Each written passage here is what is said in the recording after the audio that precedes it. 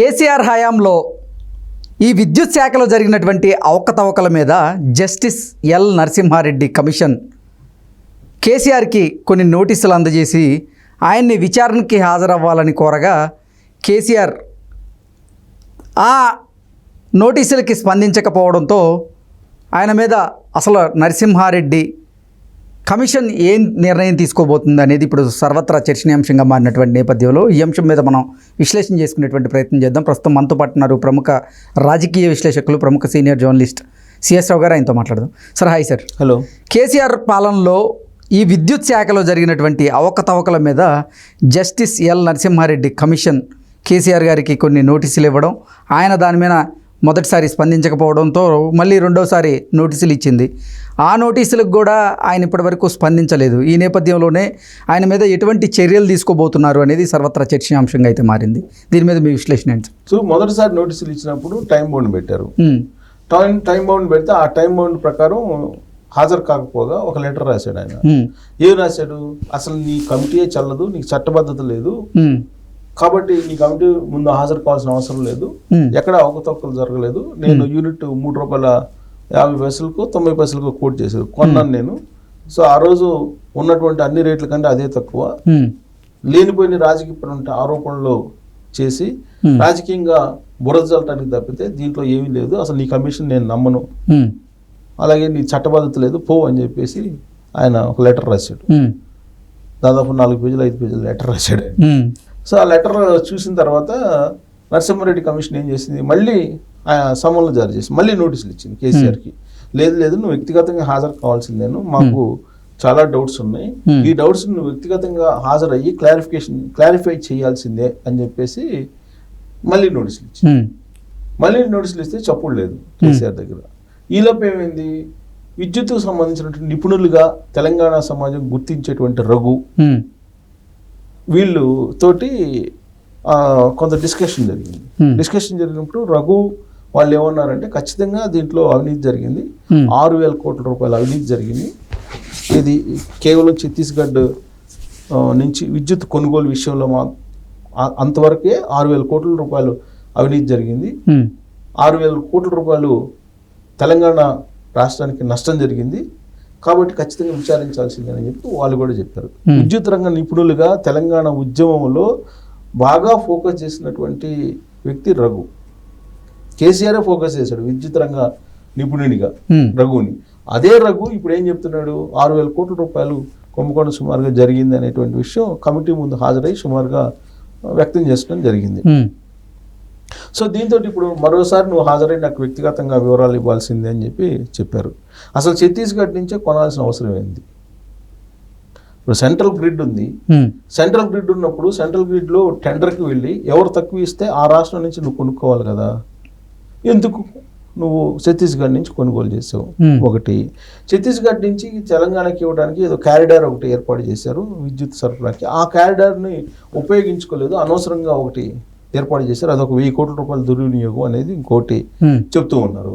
ఇలాంటివన్నీ కూడా చాలా ఉన్నాయి. ఇది కాకుండా భద్రాద్రి థర్మల్ పవర్ ప్రాజెక్టు, అలాగే యాదాద్రి థర్మల్ పవర్ ప్రాజెక్టు, ఇక్కడ ఆ టెక్నాలజీకి సంబంధించినటువంటి ఇష్యూ కూడా ఉంది. అప్పటికి వచ్చినటువంటి ఎన్హాన్స్డ్ టెక్నాలజీ కాకుండా ఓల్డ్ టెక్నాలజీని ఎందుకు వాడాల్సి వచ్చింది అక్కడ, దానివల్ల భారం పడుతుంది. అయినప్పటికీ నువ్వు అక్కడ ఎందుకు నువ్వు ఓల్డ్ టెక్నాలజీకి వెళ్ళావు, వితౌట్ టెండర్ ఎందుకు ఇచ్చావు? ఇవన్నీ చాలా అంశాలు ఉన్నాయి, వీటి మీద వ్యక్తిగతంగా హాజరైన మాకు సమాధానం ఇవ్వాలి అని చెప్పి మళ్ళీ ఇంకోసారి నరసింహారెడ్డి కమిషన్ నోటీసులు ఇచ్చింది. ఈ నరసింహారెడ్డి కమిషన్ నోటీసులు ఇచ్చినటువంటి నేపథ్యంలో కేసీఆర్ గారు నిజంగా వ్యక్తిగతంగా హాజరయ్యే అవకాశం ఉందా? అంటే ఇప్పటివరకు అయితే ఆయన స్పందించినటువంటి నేపథ్యంలో కొంతమంది ఏమో హాజరుగా అయ్యే అవకాశం లేదు అంటూ విశ్లేషణ అందిస్తున్నారు. ఈ నేపథ్యంలో అసలు ఆయన హాజరవుతారా, లేదంటే ఆయన ప్రత్యామ్నాయం ఏదైనా మార్గాల్లో అన్వేషిస్తున్నారా అంటే ఏం చెప్తారు? ప్రత్యామ్నాయ మార్గాలు అన్వేషించకపోతే ఈ విధంగా లెటర్ అయితే రాయడు నేను అనుకోవటం. ఒక రకంగా కమిషన్ని వ్యతిరేకించాడు, కమిషన్ని అసలు చెల్లదు నువ్వు పో అని చెప్పేసి అన్నట్టుగా లెటర్ రాశాడంటే అసలు లెక్కే లేదు కదా. రాష్ట్ర ప్రభుత్వం ఏర్పాటు చేసినటువంటి ఏ ధైర్యంతో ఇప్పుడు కేబినెట్ లో ఆమోదించి చట్టబద్ధత కల్పించి దానికి కేబినెట్ ఆమోదించిందంటే చట్టబద్ధంగా ఏర్పడినటువంటి కమిటీయే కదా. అయినా కానీ నీకు చట్టబద్ధత లేదు, నేను నీ దగ్గర రావాల్సిన అవసరం లేదు, నీకు ఎవరు ఇవ్వాల్సిన అవసరం లేదు పో అని చెప్పేసి ఆయన చెప్పడం అని అంటే దాని అర్థం ఏంటి? అంటే ఏ ధైర్యంతో చెప్తున్నారు ఆయన?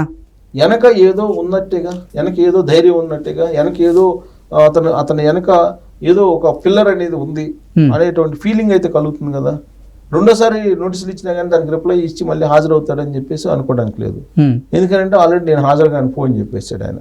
ఇంకోటి ఏంటంటే లోక్సభ ఎన్నికల్లో ఫలితాలు వచ్చిన తర్వాత మనం గమనిస్తే కనుక కేసీఆర్ కానీ కేటీఆర్ కానీ చాలా సైలెంట్గా ఉన్నారు. అసలు వాళ్ళు రాజకీయాల్లో ఉన్నారా లేరా అనేటువంటి భావన కలిగేలా వాళ్ళ ప్రవర్తన ఉంది. కంప్లీట్ సైలెంట్ అయిపోయారు కంప్లీట్గా. హరీష్ రావు ఏదో అధ్యక్షుని చేయాలి ఇలాంటివన్నీ ఏదో టాక్స్ వచ్చినాయి కానీ వాళ్ళిద్దరూ కంప్లీట్ సైలెంట్ అయిపోయారు. కవితనేమో తీహార్ జైల్లో ఉంది. సో ఈ మొత్తం నుంచి బయటపడాలంటే అతనికి ఉన్నటువంటి ఆప్షను ఏంటి అనే దాని మీద ఆలోచిస్తూ ఆ మేరకు మంత్రాలు సాగిస్తున్నాడు కేసీఆర్ అనేది ఇప్పుడు వినిపిస్తుంది పొలిటికల్ సర్కిల్స్లో. ఏంటి ఆప్షన్ అంటే బీజేపీ తోటి కలిసి నడవడం, అంతకు మించి మార్గం ఇంకోటి లేదు. ఓకే. సో దానికి ఆయన ప్రయత్నం చేస్తూ 2 నెలలు 3 నెలలు గడువు పెడుతున్నాడు ప్రతిదానికి. ఈవెన్ నరసింహారెడ్డి కమిషన్ నోటీసులు ఇచ్చినప్పుడు కూడా 2 నెలల తర్వాత నేను వ్యక్తిగతంగా హాజరయ్యి రిప్లై ఇస్తానని చెప్పి ఆయన ఏదో చెప్పి ఫస్ట్లో కొన్ని సంకేతాలు ఇచ్చినట్టు న్యూస్ వచ్చింది. అసలు 2 నెలల తర్వాత ఏంటి అంటే ఆయన ఉద్దేశం ఏంటి? 2 months తర్వాత ఏవో అద్భుతాలు జరగబోతున్నాయి, అద్భుతాలు జరిగే అవకాశం ఉంది అనేది ఆయన ఆలోచన. ఆ అద్భుతాల్లో ఒకటి కూలిపోయింది. ఏంటి? ఆంధ్రప్రదేశ్లో జగన్మోహన్ రెడ్డి గెలుస్తాడని చెప్పి ఆయన అనుకున్నాడు, కానీ అది జరగకపోగా డిజాస్టర్కి వెళ్ళిపోయారు.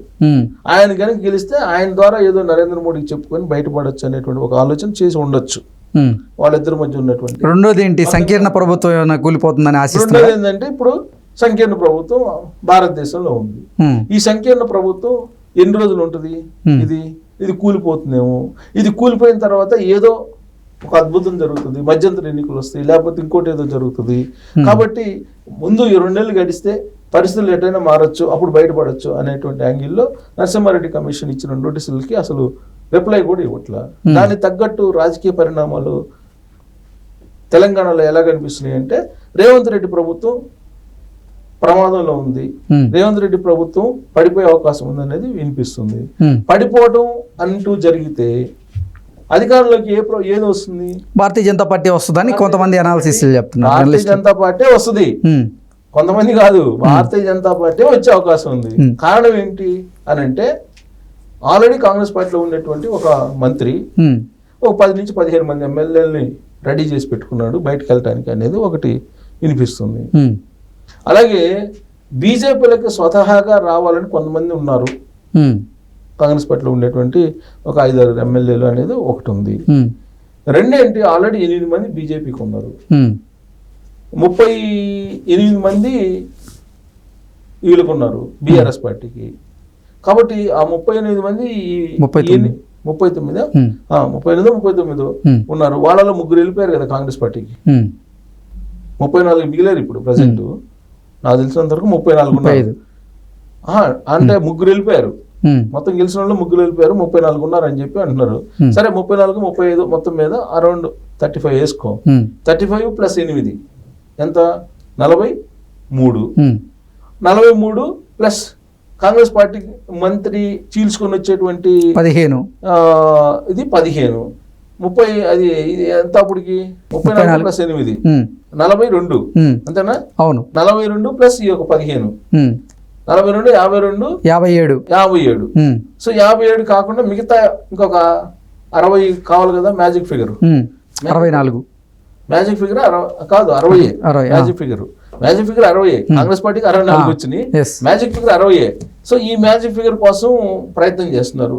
అందుకే కేసీఆర్ ఒక పాచిక వేశాడు లోక్సభ ఎన్నికల ముందు. 26 మంది కాంగ్రెస్ పార్టీకి సంబంధించిన ఎమ్మెల్యేలు నాకు టచ్లో ఉన్నారు అని.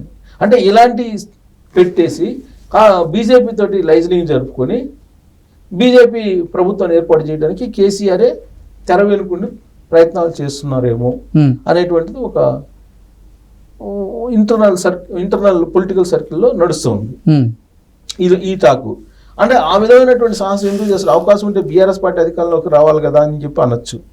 బీజేపీ సపోర్ట్ లేకుండా ఇవన్నీ చేయలేరు. ఇంకోటి ఏంటంటే ఇప్పుడు ఒక మంత్రి ఎవరైతే ఉన్నారో ఆయన 15 మంది ఎమ్మెల్యేలు చీల్చుకొని రావడానికి కారణం ఏంటంటే జగన్మోహన్ రెడ్డి ఆల్రెడీ ఎప్పటి నుంచో ప్రయత్నం చేస్తున్నాడు రేవంత్ రెడ్డి ప్రభుత్వాన్ని పడగొట్టడానికి. సో అప్పుడు ఆ మంత్రి కనుక బీజేపీలోకి వస్తే ఆ మంత్రి సేఫ్, జగన్మోహన్ రెడ్డి కేసులు నుంచి బయటపడచ్చు అక్కడ ఈ పని చేసినందుకు. బీజేపీ పెద్దల ఆశీస్సులు ఉంటాయి కాబట్టి ఇక్కడ ప్రభుత్వాన్ని బీజేపీ ఏర్పాటు చేయొచ్చు. కాబట్టి ప్రభుత్వాన్ని బీజేపీ ఏర్పాటు చేస్తుంది. దానికి సంబంధించి గ్రౌండ్ కేసీఆర్ ప్రిపేర్ చేస్తున్నాడు. ఆ గ్రౌండ్ ప్రిపేర్ చేసి ఆ మొత్తం అయిపోయిన తర్వాత తీహార్ జైలు నుంచి కవిత బయటకు వస్తుంది, కేసీఆర్ ఈ కేసుల నుంచి బయటకు తప్పుకుంటాడు. లేదంటే ఖచ్చితంగా ఈయన జైలుకి పోవాల్సి వస్తుంది. ఫోన్ ట్యాపింగ్ కేసులో కానీ, లేదంటే ఈ కాళేశ్వరం కేసులో కానీ, లేదంటే ఈ విద్యుత్ కొనుగోలు కేసులో కానీ. కాబట్టి ఇవన్నీ ఎందుకు అని చెప్పేసి బీజేపీతోటే బీఆర్ఎస్ పార్టీని విలీనం చేయటమా, లేకపోతే బీజేపీతోటి కలిసిపోవడమా చేసి ఇక్కడ ప్రభుత్వాన్ని బీజేపీ దాన్ని ఏర్పాటు చేస్తే అప్పుడు ఒక గిఫ్ట్గా తిహార్ జైలు నుంచి కవిత బయట రావటం, ఈయన కేసు నుంచి బయటపడటం, ఇవన్నీ జరిగే ఛాన్సెస్ ఉన్నాయి. కానీ ఇక్కడ ఒక గుర్తుపెట్టుకోవాల్సిన పాయింట్ ఏంటంటే కేసీఆర్ జిమ్మిక్కుల్ని ఢిల్లీ వాళ్ళు ఇంతకు ముందు లాగా నమ్మట్లేదు. ఆల్రెడీ అయిపోయింది. సోనియా గాంధీ దగ్గర ఒక జిమ్మిక్ అయిపోయింది, మోడీ దగ్గర ఒక జిమ్మిక్ అయిపోయింది. కాబట్టి కేసీఆర్ని నమ్మేటువంటి అవకాశం లేదు అని చెప్పి అంటున్నారు. ఒకవేళ నమ్మితే కనుక వాళ్ళు కూడా నమ్మినట్టే యాక్ట్ చేస్తారు. వాళ్ళు కూడా ఇంతకు ముందులాగా లేరు. నమ్మినట్టు యాక్ట్ చేసి ప్రభుత్వం ఏర్పాటు చేసి తక్కువ ఉండేసి ఈయన్ని జైల్లో పంపిస్తారా అనేది కూడా ఇంకోటి కూడా ఉంది. సో మొత్తం మీద తెర వెనుకైతే ఖచ్చితంగా అనూహ్యంగా కొన్ని మార్పులు అయితే, కొన్ని ప్రయత్నాలు, కొన్ని వ్యూహాలు అయితే నడుస్తున్నాయని చెప్పి పొలిటికల్ సర్కిల్స్లో బాగా న్యూస్ స్ప్రెడ్ అవుతుంది. అదేంటంటే ఇదే. సో ఏవైనా సరే రేవంత్ రెడ్డి ఉండకూడదు, రేవంత్ రెడ్డి ముఖ్యమంత్రిగా ఉండకూడదు. ఎవరున్నా పర్లే, మళ్ళీ కాంగ్రెస్ అయినా సరే ఎవరున్నా పర్లే, రేవంత్ రెడ్డి మాత్రం ఉండకూడదు. ఇది కాన్సెప్ట్ అనేది కేసీఆర్ కూటమిలో కేసీఆర్ కోటర్లో ఉండేటువంటి వాళ్ళు చెప్పేటువంటి ఒక మాట. సో కాబట్టి రాబోయే రోజుల్లో ఈ కేసుల నుంచి బయటపడాలంటే కేసీఆర్ ఈ రాజకీయ మార్పులు జరిగితే తప్ప బయటపడలేదు. లేదంటే ఆయన జైలుకు పోవటం ఖాయం. Okay sir, thank you so much. Thank you.